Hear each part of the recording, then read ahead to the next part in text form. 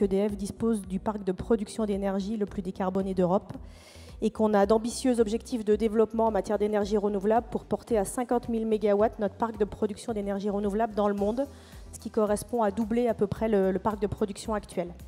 Pour me rapprocher de notre soirée, du territoire et du métier d'hydroélectricien que je représente ce soir et de nos aménagements de la rivière d'Ain, c'est important pour moi de vous redire, parce que je pense que je l'ai déjà dit sur cette scène, que ces barrages, c'est de l'énergie qui compte double, c'est de l'énergie renouvelable qui compte double, puisque l'hydroélectricité, c'est la première des énergies renouvelables en volume, mais c'est aussi l'énergie qui permet, grâce à sa flexibilité et à ses capacités de stockage, l'entrée sur le réseau électrique des énergies intermittentes que sont l'éolien et le photovoltaïque.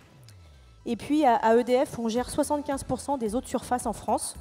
Donc ça nous confère un rôle et une responsabilité en tant que gestionnaire de l'eau. Ça nous oblige à trouver des solutions vis-à-vis de la rivière et de ses usagers. Donc les équilibres sont parfois complexes ou difficiles à trouver, surtout dans des périodes, on connaît quand même des successions de périodes un peu sèches. Voilà.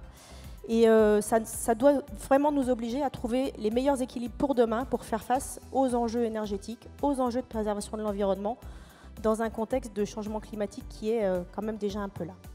Et puis pour aller sur une rivière, un territoire, puisque je suis là effectivement en tant que directrice de l'agence Une rivière, un territoire, notre métier chaque jour, à Romain et à moi, c'est vraiment d'être au plus près des entreprises du territoire pour créer des emplois, créer de la valeur avec ces territoires, parce qu'on est convaincu que cet ancrage local, c'est un gage de performance industrielle durable. Le lauréat est l'entreprise Cryoval, représentée par monsieur Valérie Naveau.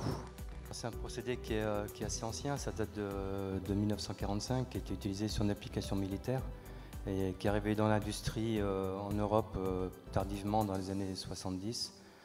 Après, dans mon parcours professionnel, j'ai eu un moment donné où j'ai eu envie de créer une société. Je connaissais le procédé et par contre, je ne savais pas tout ce qu'on pouvait faire avec ce procédé.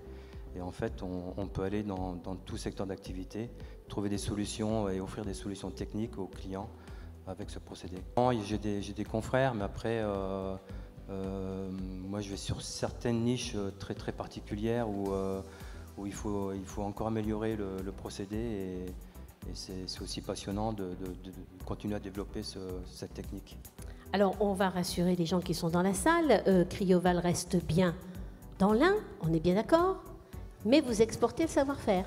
Oui, en fait, Cryoval va partir en Nouvelle-Calédonie, mais le savoir-faire et puis la clientèle va être assurée par Cryo Ecotech qui va poursuivre le travail.